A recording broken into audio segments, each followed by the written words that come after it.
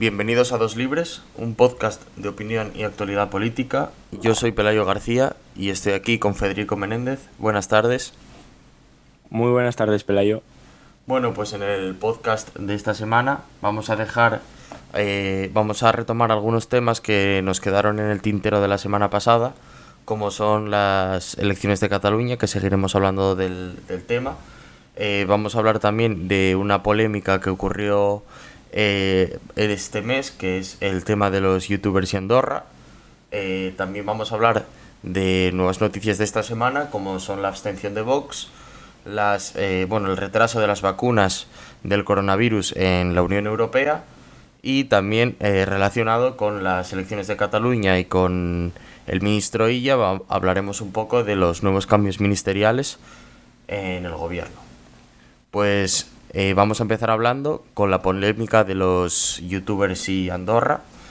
Este mes el famoso youtuber el Rubius pues ha anunciado que se va a mudar a Andorra, que lleva ya 10 años en España tributando en el tipo máximo, que es un 46% de impuestos, si no me equivoco.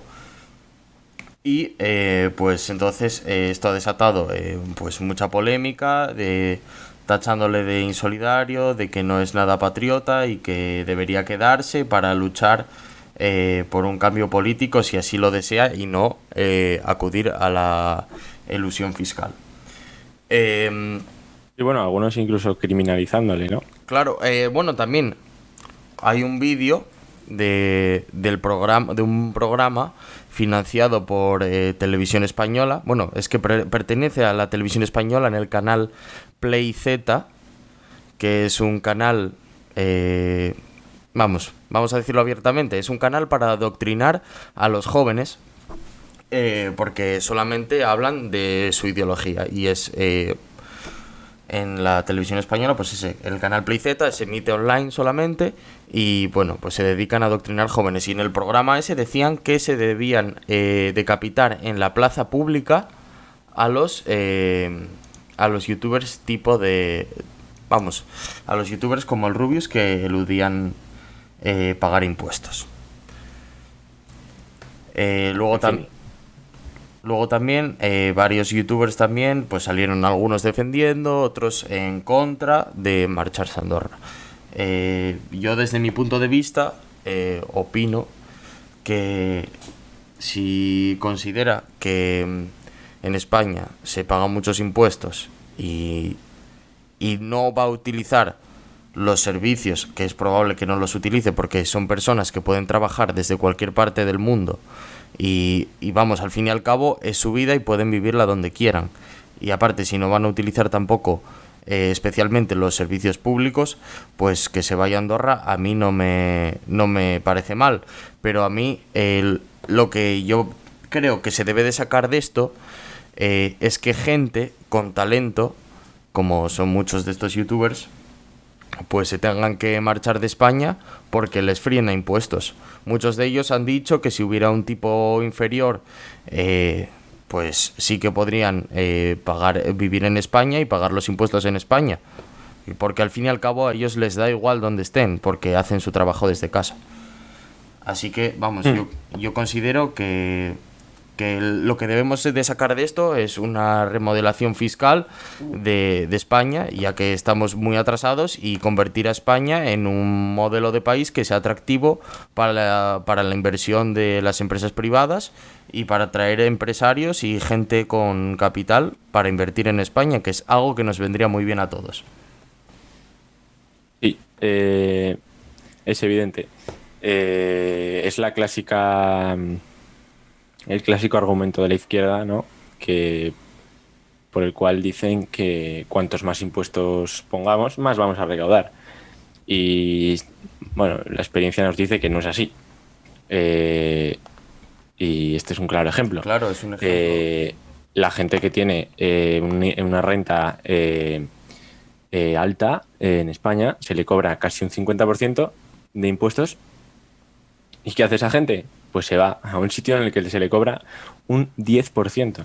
Claro, o sea, casi un 50%, y estamos hablando solamente del IRPF. Luego Sí, está solamente el de IVA, el IRPF. impuesto de donaciones, el impuesto de sucesiones y El el resto de impuesto de impuestos de patrimonio también, todo, efectivamente. todo. Sí, sí, no, no. Todo. A ver, pero es que pero la clave está en el IRPF.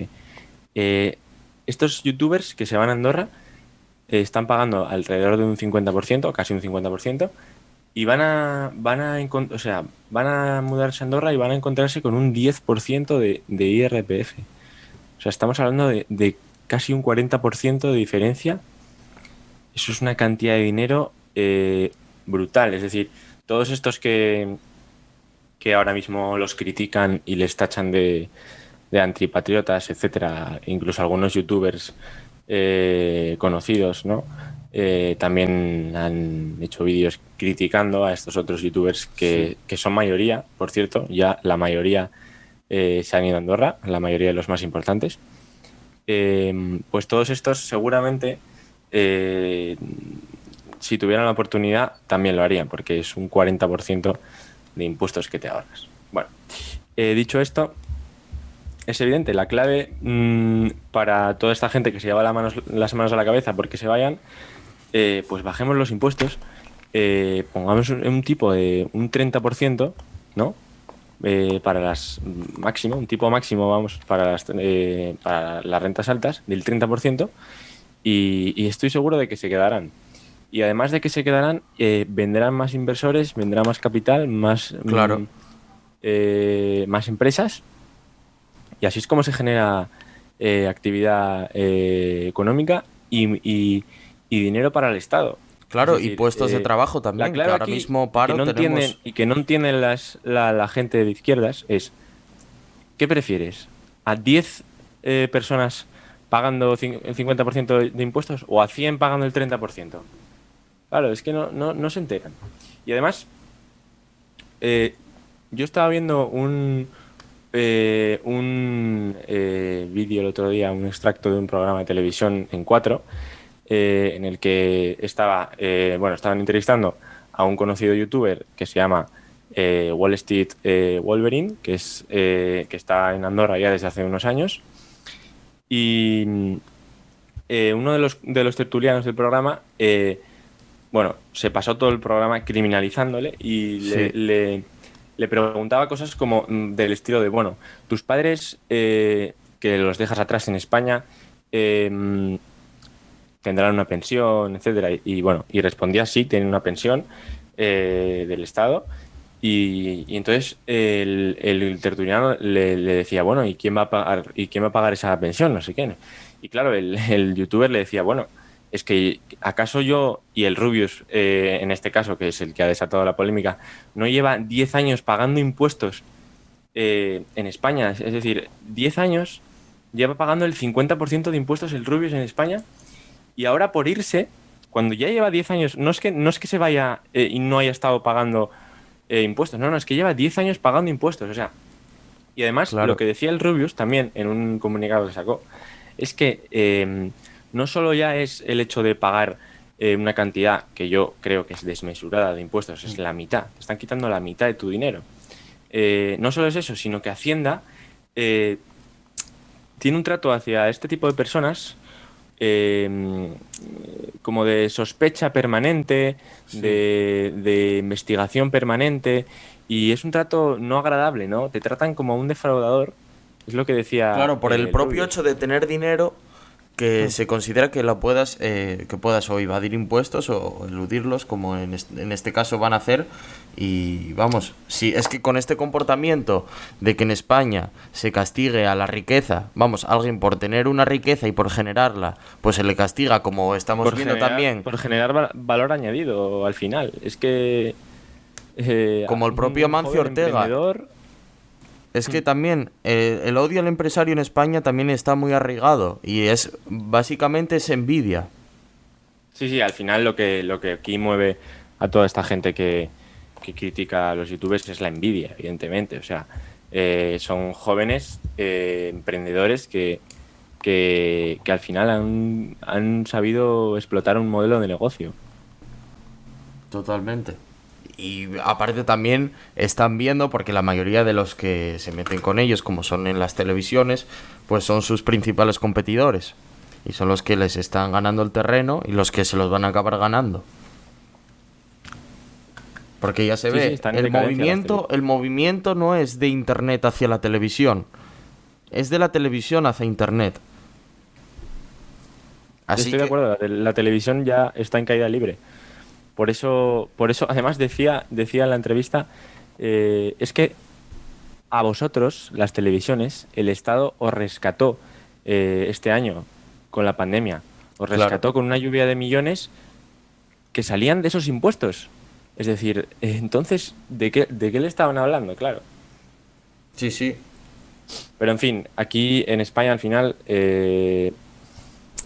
la gente no entiende el concepto de libertad, de que cada uno haga con lo que quiera con su capital. Es decir, incluso hay gente que lo percibe como algo, ¿no? También por esa caricatura que hacen los medios de comunicación, sí, lo percibe como si estuviera haciendo algo ilegal, claro.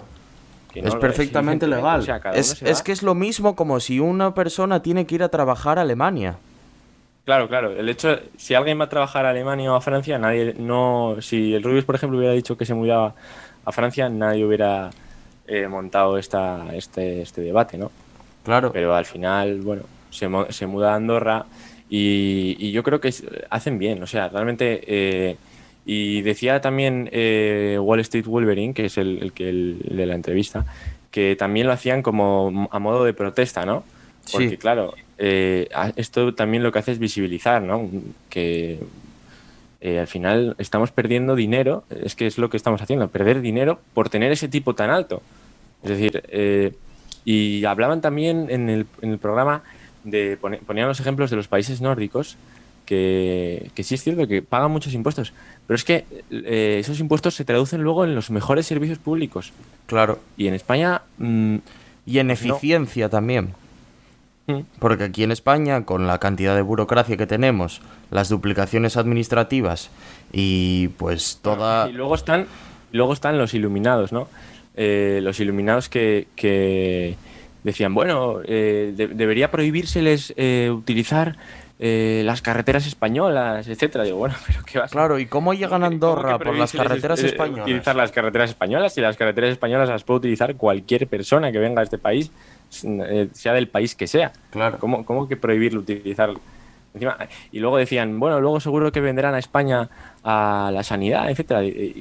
Pero ¿cómo van a ir a la sanidad pero ¿qué pública? necesidad tienen? ¿Qué necesidad van a tener de ir a la sanidad pública si con el dinero que se van a ahorrar en Andorra? Se Claro, puede montar un hospital cada uno con el dinero que se ahorran en impuestos en Andorra. claro, y con el dinero que se ahorran, si quieren venir a España, pues igual vienen a la sanidad privada española también, que probablemente les cojan cita antes. Hombre, sin duda, eso es sin duda, Así sin que, duda. Una operación en una clínica privada, bueno, las citas no sé bueno, cuánto como será, pero Carmen vaya, Calvo. no son meses o años incluso que llegaron a ser en Andalucía con los gobiernos del PSOE que te daban cita para años Claro, más tarde, quiero decir. En fin, al final este tema, bueno, es un clásico de nuestro país.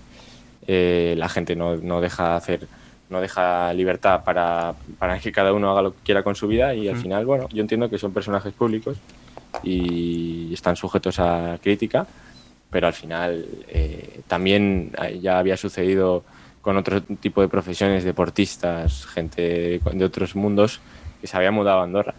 Y mientras lo hagan legalmente, porque claro, también hay que decir que había algún avispado que intentaba, bueno, vivir entre Andorra y España, pero no vivía los días suficientes, que son la mitad más uno del año, y bueno, al final Hacienda les acababa pillando. Quiero decir, mientras lo hagan legalmente, pues muy bien por ellos, la verdad. claro. Se van a ahorrar un dinero y no sé, yo no veo Bueno, no veo el debate, sinceramente. yo No veo creo el que debate. de este tema lo único que se puede extraer es que plantearnos que tenemos un sistema impositivo obsoleto. Sí, sí, yo estoy de acuerdo. Y no estamos diciendo, por lo menos yo no estoy diciendo, no estamos diciendo, no, es que no hay que pagar impuestos Obviamente. porque hay que ser solidarios, claro que sí, Sí. pero una cosa es ser solidarios y otra cosa es literalmente que te roben la mitad de tu dinero. Y luego además el hecho de que eso es una solidaridad un poco, Forzada. bueno, la solidaridad por definición es voluntaria. Claro. Quiere decir, cada uno ya luego hará lo que quiera con su dinero. Es decir, por ejemplo, Amancio Ortega pues se dedica a donar cantidades ingentes de dinero para poner, por ejemplo, hospitales, para poner recursos sanitarios, para que luego venga Echenique a criticar. Pero bueno, y no paga la seguridad Claro, social es lo que iba a de su decir. asistente, Echenique. Y al final, y todas las cuentas de Podemos de Twitter criticando a estos youtubers y haciendo sus vídeos criminalizadores de gente que no se ha metido con nadie. Y en fin, son al final jóvenes emprendedores.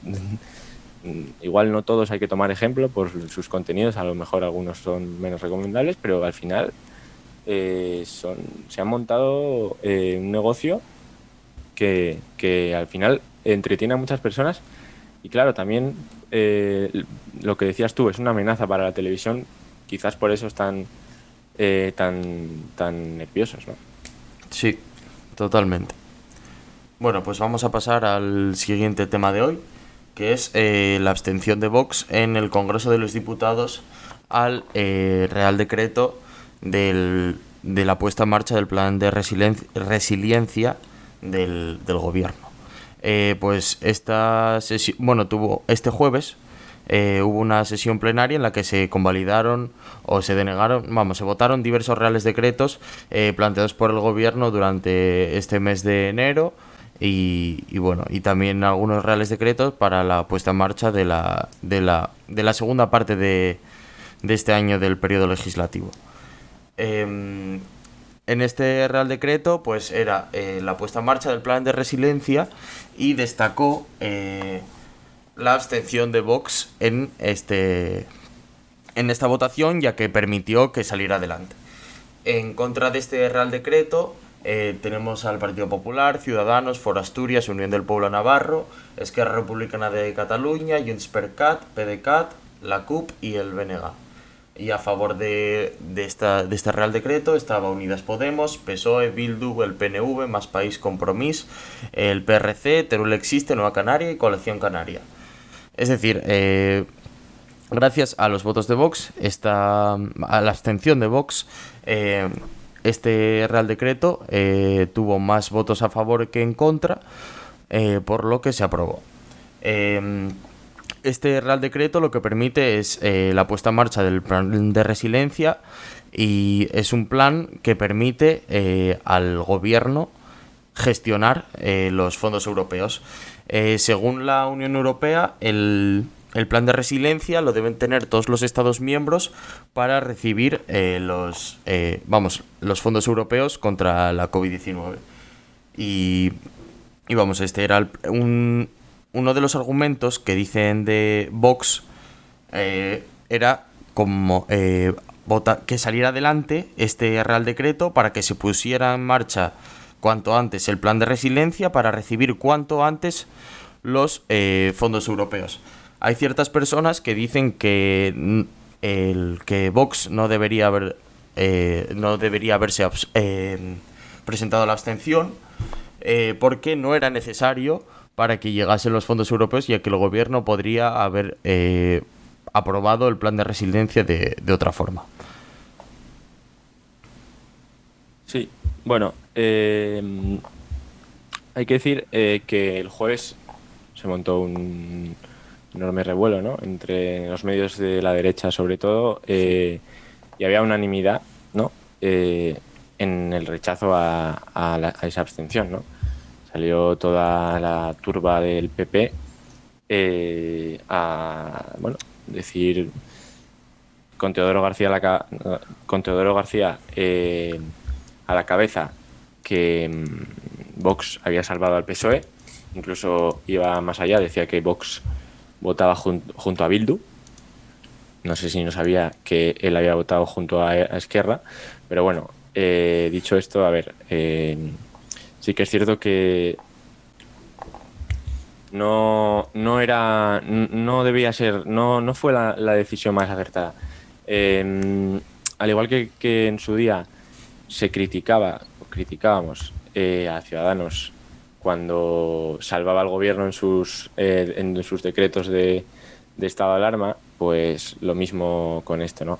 Al final, si hubiera perdido la votación, se hubiera escenificado, pues una de las primeras, si no la primera, derrota parlamentaria que se le recuerda al gobierno. Porque ahora mismo que yo recuerde, no sé si tú también recuerdas alguna, pero no hay ninguna derrota parlamentaria del gobierno desde que se conformó el gobierno de No, coalición. yo creo que no. Sacaron adelante todos los reales Sacaron decretos. adelante todos los decretos de alarma en la primera parte del estado de alarma, sacaron adelante esa segunda parte del estado de alarma, sacaron adelante leyes como la ley de educación CELA, La de la la de la eutanasia. eutanasia, en fin, no han tenido ninguna derrota parlamentaria. Por tanto, hubiera sido una buena manera de escenificar la derrota parlamentaria, sin duda. Y la ruptura del bloque de coalición. Del bloque de la Bueno, investidura. A eso, ver, eso, eso hay que marcarlo evidentemente en el contexto de las elecciones. en la inminencia de las elecciones catalanas, porque si nos fijamos, los partidos nacionalistas, independentistas de País Vasco están en el voto a favor. Bildu Sí. y PNV, Compromís, votaron a favor. Y los catalanes votaron en contra. Esquerra, Junts per Cat, la CUP, etcétera. Votaron en contra, evidentemente, para, de cara a su electorado, no dar esa imagen que en Cataluña se ve con malos ojos de pactar con Sánchez, etcétera, etcétera. Sí. Realmente, si se hubiera producido esta votación en otro contexto, hubiera salido con los votos de Esquerra Obviamente. y bueno, como con todo lo que aprueban. No nos debería sorprender. Pero sí que es cierto que yo creo que Vox cometió un error, debería haber votado en contra y se hubiera escenificado pues la primera derrota electoral, vamos, parlamentaria del gobierno, que no sería poco. Sería Sí, un sí. paso más, no lo sé. Además, en el contexto de las elecciones, con el tema que trataremos después de IA, etcétera, pues hubiera sido una buena noticia. En fin, bueno, todos Sí, cometen sí. errores, ¿no? Yo Vox estoy de acuerdo. tiene que pecó al final un poco de inexperiencia, ¿no? Yo Sí, creo. como todo. Yo creo que Vox lo que últimamente, bueno, últimamente no, lo que se le nota en el Congreso de los Diputados es la inexperiencia que tienen que tienen los diputados en el ámbito parlamentario. Y sí que es verdad que poco a poco, digo yo, que irán mejorando. Pero bueno, yo en este caso yo también considero que esto fue una mala decisión por parte de Vox, porque deberían haberle dado el primer batacazo al gobierno con la no salida de este Real Decreto. Sí, bueno, dicho esto, una vez más hay que volver a incidir de qué se habló el jueves. Pues se habló del PP tirando los trastos a la cabeza a Vox y viceversa. Y al Sí. final, el gobierno es que de verdad no tiene oposición. Somos muy repetitivos, lo decimos todas las semanas. Pero es que es lo mismo. O sea, todas las semanas Vox contra el PP. Yo no sé si es por el contexto de las elecciones, si se calmará un poco después de las elecciones. Pero de verdad. Esperemos que sí, que en esta legislatura vuelvan a estar unidos en algún momento. Es que, a ver, hay que recordar la moción de la sesión de investidura de Sánchez de enero del año pasado, donde estaba el discurso bien claro de los tres partidos del centro derecha y se vislumbró una unión, yo creo que, y fue una sesión, bueno, para recordar, ¿no? Porque estaba, por un lado, Bildu, que había obtenido por primera vez grupo parlamentario, y se escenificó un poco ese apoyo de Bildu al PSOE y cómo salía Bildu a insultar al rey, a insultar a la memoria de las víctimas, etcétera. Bueno, y la reacción conjunta del centro derecha yo creo que fue digna de mención y por desgracia pues se ha perdido esa unidad del centro derecha y ahora estamos como estamos, ¿no? Con el rodillo social comunista Y la oposición, pues no sé a qué está. Ciudadanos no existe y el PP y Vox, pues tirándose los trastos a la cabeza. Ya veremos lo que pasa después de las elecciones, pero en fin. Esperemos que eso, después de las elecciones, o por lo menos en un par de meses, hasta que entre un poco el periodo de este primer periodo, bueno, este segundo periodo de este primer año de la legislatura. Y así que esperemos que vuelvan a unirse y que se retome la actividad normal parlamentaria, al menos en el bloque de centro derecha. Sí, también depende un poco, yo creo, de cómo evolucione la estrategia de Pablo Casado, ¿no? Sí, La estrategia de confrontación con Vox que inició en la moción de censura. Dependerá mucho, ya lo hablamos en el anterior podcast, del resultado de las elecciones catalanas. Si finalmente se da el sorpaso o no, que ahora mismo está en el aire, la verdad, es una opción posible. bueno, pues ahora vamos a hablar del tema de las vacunas del coronavirus. En la Unión Europea esta semana AstraZeneca ha comunicado que no va a cumplir con el requisito de entregar las vacunas que habían pactado con la Unión Europea. Teóricamente, la Unión Europea se respalda en que AstraZeneca no está cumpliendo el contrato, y AstraZeneca se respalda en que en el contrato estaba especificado que iban a hacer todo lo posible para que llegasen las dosis pactadas.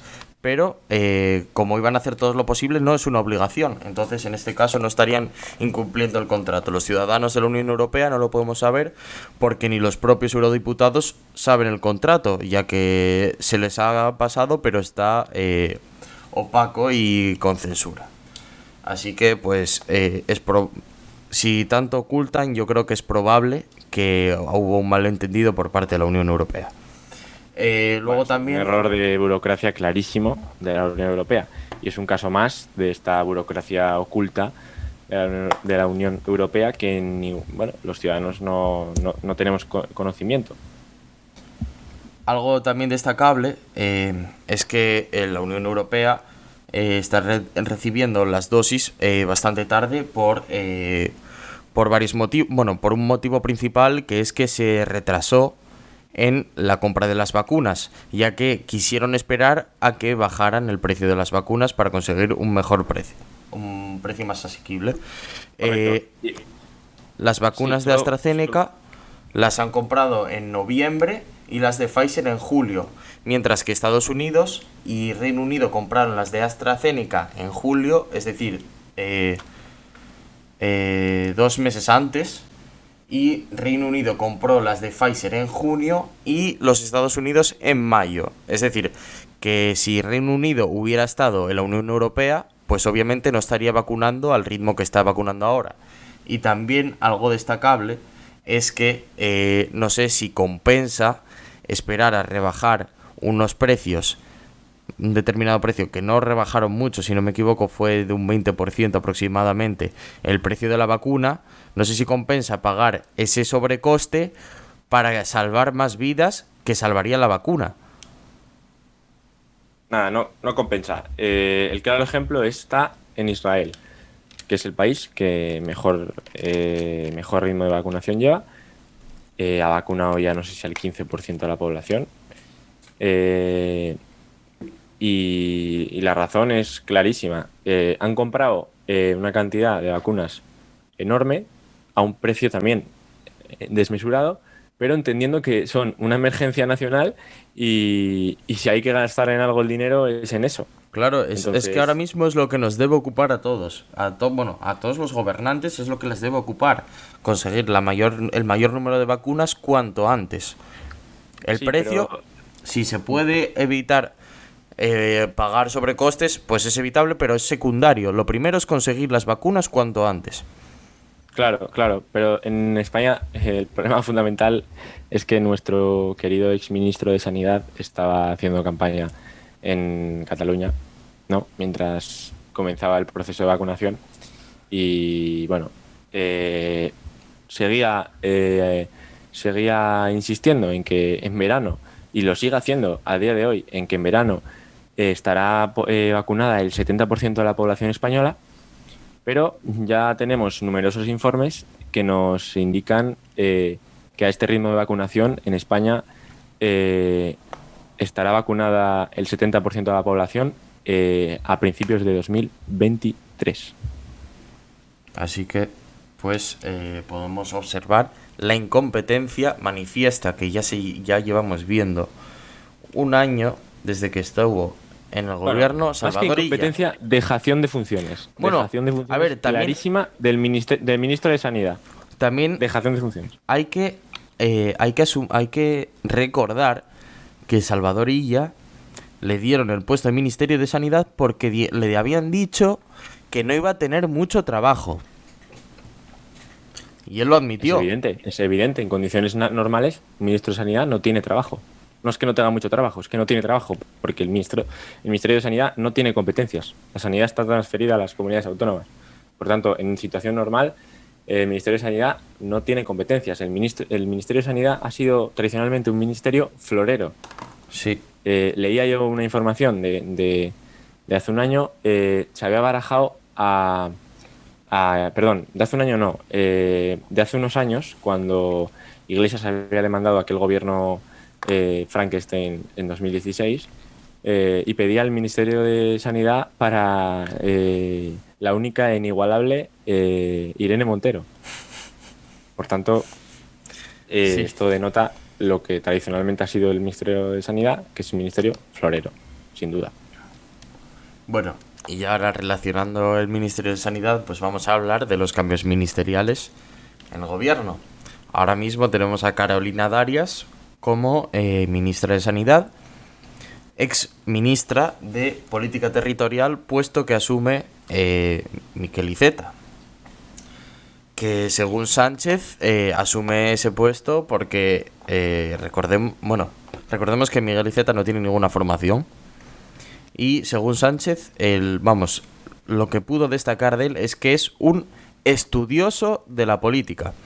Y es lo que podemos destacar en España, que lo que más tenemos son políticos profesionales, es decir, políticos... Sí, estudiosos de la política, que llevan muchos años en el Congreso. Claro, gente que se afilia con 18 años a un partido político y va escalando hasta que llega a los 40 y consigue un puesto importante. No, es que en el currículum de Miquel Iceta figuraba lo siguiente. Comenzó sus estudios en la universidad, etcétera, etcétera, pero los abandonó para centrarse en las juventudes del Partido Socialista de Cataluña, etcétera, etcétera. Es decir, Miquel Iceta estuvo 5 años en la universidad y no logró pasar de primer curso. Es una Adriana Lastra 2.0. Es el ministro de Política Territorial que además confiesa que en España hay 8 naciones. Ni una más ni una menos. 8 naciones. Y luego la ministra de Sanidad, que fue la primera ministra que se infectó en el 8 de marzo, claro, ¿no? Junto con la señora de Pedro Sánchez, la vicepresidenta del gobierno, esa que se fue a la sanidad privada a curarse. Al Uber ¿no? Internacional. Correcto. Y bueno, otros miembros del gobierno, ¿no? La ministra de Igualdad también, Irene Montero. En fin, todas las mujeres del gobierno al final acabaron contagiadas, incluida Carolina Darias, que es nuestra nueva ministra de Sanidad y que fue bastante gracioso, ¿no? En ese traspaso de carteras que se hizo, ¿no? Sí. Se hace tradicionalmente cuando existen cambios de ministros de carteras ministeriales. Bueno, pues Illa decía a Carolina Darias que lo disfrutara, ¿no? Que disfrutara del ministerio. Sí, sí. Es decir, ¿cómo? Mueren 400 personas al día y viene a disfrutar del ministerio la señora Darias. En fin, lo que tenemos es más Illa y más muertes. Mira, es lo que, yo sinceramente, partiendo día. De que tenemos un gobierno socialcomunista, pues lo que yo más o menos vería razonable en este traspaso de carteras Miquel Iceta, obviamente, es que yo no lo veo como candidato a ministro en ningún momento. Alguien inepto, alguien que no tiene ninguna formación, no creo que sea una persona ideal para ser ministro. Hombre, era el premio Obviamente. de consolación por haberse apartado y haber facilitado que colocaran a ella en la candidatura del PSC. Le tenían que dar una salida a Miquel Iceta, que ya lo habían intentado en su día con la presidencia del Senado, pero bueno, finalmente ministro de Política Territorial. Bueno, pues yo creo que le deberían haber dado un puesto en el Senado o en cualquier otro lado, porque en el ministerio, en el gobierno no pinta nada. Y yo lo que... Pero es el nivel del gobierno. Ya lo sé, decir, es el nivel pero que hay. es que la lógica... Lo Está que Irene incita, Montero en el gobierno. Lo que incita a pensar la lógica es que, por ejemplo, trajeran a alguien competente. Mira, no te voy a decir un médico muy reconocido. Por ejemplo, con que trajeran a María Luisa Carcedo, ya me conformo. Que por lo menos es médico. Ya, pero es que Y es socialista y fue ministro de Sanidad también. Partimos de una base completamente errónea, y es que el gobierno actúe con lógica. El gobierno actúa a golpe de Iván Redondo y a golpe de encuesta y a golpe de simplemente seguir en la Moncloa a Pedro Sánchez. Es el único objetivo del gobierno desde el minuto uno. Desde el minuto uno de antes de la moción de censura de Rajoy. Sí, sí. Pedro Sánchez quería llegar a la Moncloa, y una vez que llegó a la Moncloa, ¿qué quiere? Mantenerse en la Moncloa, punto, y ya está. Y todos sus pasos, desde ese momento hasta ahora, y los que vengan, pues serán esos. Y poder, solo lo único es el poder, lo que quieren. Por tanto, no van a actuar ni con sentido común ni con lógica. Sí, es verdad. Pero bueno, ¿qué se puede esperar también? Bueno, vamos a hablar ahora de las elecciones de Cataluña, las incipientes elecciones de Cataluña, que son el 14 de febrero. Las noticias más destacables de las elecciones, pues son las agresiones a Vox en Gerona, luego también las vergonzosas condiciones sanitarias de las elecciones, que es que yo no concibo que puedan saltarse las personas los confinamientos perimetrales para asistir a los mítines, con personas aglomeradas en el momento en el que España tiene la peor incidencia acumulada desde el inicio de la pandemia. Bueno, eso es demencial. O sea, no se puede salir de un municipio en Cataluña, no se puede salir de un municipio para visitar a un familiar, para enterrar incluso a un familiar, para hacer este tipo de cosas que son bastante esenciales, pero se puede para ir a un mitin. De verdad, eso ya es tener la cara muy dura. Es lamentable. Esquerra Republicana, ¿no? Sacan a... que además de forma arbitraria, porque quien lo decide es la Generalitat. Darles el tercer grado a los golpistas para que hagan campaña, y acto seguido levantan el confinamiento municipal para que puedas ir a ese meeting a ver a los represaliados, ¿no? A las víctimas del Estado opresor, que casualmente después de haber dado un golpe de Estado, 2 años después están en la calle haciendo mítines y diciendo que lo volveremos a hacer. Lo volveremos a hacer. Sí, ya están diciendo, lo volveremos a hacer. Y igual es que se lo van a acabar dando, pero porque con este gobierno es que vamos. Pero a ver, ¿pero la fiscalía de quién depende?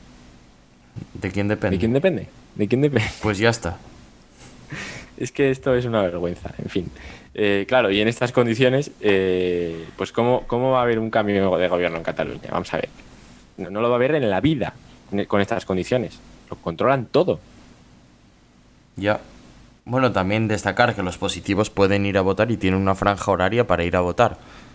Otra cosa lamentable, pero bueno, como los que van a estar en la mesa electoral van a tener EPIs, pues no pasa nada. Igual desplazándose no contagian a nadie o no se cruzan con nadie. Entonces, totalmente asequible. Luego también hay que ver la abstención que va a haber. que yo espero Bueno, que sea yo no bastante sé la alta. abstención, la verdad. En Cataluña últimamente las participaciones han sido bastante altas. Sí, sí, sí, es Pero verdad, sería lo suyo, porque Cataluña, pues sí que es verdad que tiene unas abstenciones muy bajas y una... Pero sí es cierto, quería comentar es duro, que te toque mesa electoral, ¿no? Porque es que van a ir Ya, a votar positivos a última hora de la tarde. Claro, aquí entra el debate de si cómo haces como en perdón, como en País Vasco y Galicia, que no podían votar los positivos. Al final está suspendiendo el derecho al voto, que es un derecho fundamental. Pero claro, el tema de ir a votar positivo yo no lo veo bien. claro, pero yo Lo veo una considero que, temeridad tremenda, vamos. obviamente, yo creo que podrían votar por correo, como pueden votar personas que están en el extranjero. Sí, pero claro, si das positivo en la última semana o en los días previos, Claro, eso es verdad, ya no sí, te en da los tiempo a días votar previos. por correo. Claro, es un dilema al final eh, muy complicado, ¿no? De resolver. Sí. Pero yo creo que la solución de que voten en franjas horarias apartadas, al final es que pones en riesgo los miembros de las mesas electorales, ¿eh? Vamos, No sé. también es que partimos de la premisa que las elecciones no se deberían de celebrar. Sí, la verdad que se celebran por la voluntad del gobierno, básicamente, ¿no? Claro, por el efecto Del Illa. PSOE.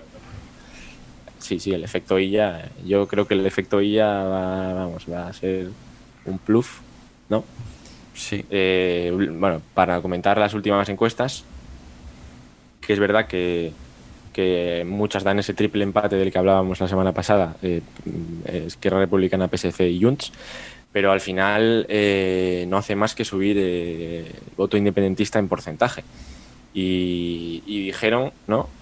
Bueno, están sí. diciendo en campaña estos días que si los partidos independentistas superan el 50% del voto, que hasta ahora no han conseguido, porque, bueno, en las últimas elecciones estaba en un 52% la no independencia y en un 48% más o menos la independencia, es decir, Hmm. nunca habían superado esa barrera de del 50%, en escaños sí, es cierto, tienen la mayoría, pero en votos no.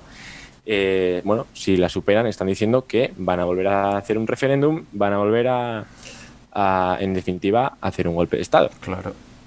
Y al final es lo que va a ocurrir, van a sacar más del 50%. ¿Por qué? Porque la maquinaria propagandística sigue en marcha.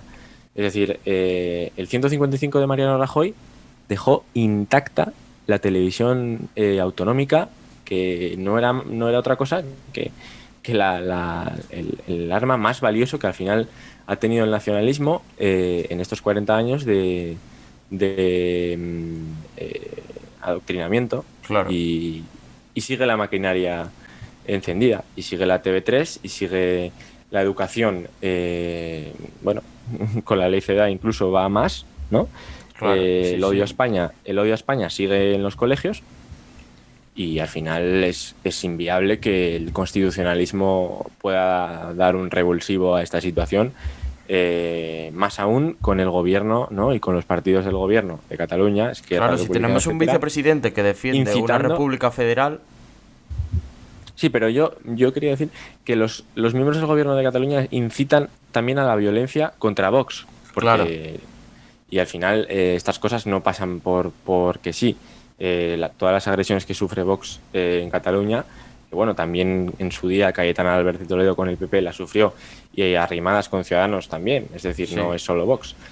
Pues al final están alentadas por los que están en el poder, por tanto los de en siempre. Cataluña como en el gobierno central. Con Puigdemont con Pablo Iglesias, como decías tú, tildando a Puigdemont de exiliado y en fin, mientras que a Juan Carlos, por ejemplo, lo llama fugado, es decir, es que es una cosa, tenemos un vicepresidente del gobierno que no entiende la ley española, es decir, Sí, no conoce la ley española, no conoce el término de que de una persona esté fugado de la justicia, de que no acuda a su deber de comparecer ante la justicia y, en fin, en estas condiciones es imposible que se produzca un clima de igualdad en las elecciones y al final pues eso se traduce en Bueno, un como resultado siempre, desfavorable. el clima de igualdad en las elecciones pocas veces se produce porque siempre los mismos alentan a la violencia y siempre los mismos son los que tienen los altercados. Así que tampoco haya pandemia, no haya pandemia, o siempre al fin y al cabo, si están los mismos, o ya sea en el poder o estén como diputados, van a alentar a lo mismo y al fin y al cabo las elecciones pues nunca van a acabar siendo igualitarias. Lo que se debería hacer sería legislar a favor de tener unas elecciones igualitarias para todos. Pero bueno, con estos en el gobierno, pues obviamente no se va a legislar para eso, porque a ellos les favorece. Bueno, pues hasta aquí la entrega de esta semana. Federico, un placer como siempre. Igualmente, un placer. Y pues nos vemos la semana que viene. Un saludo.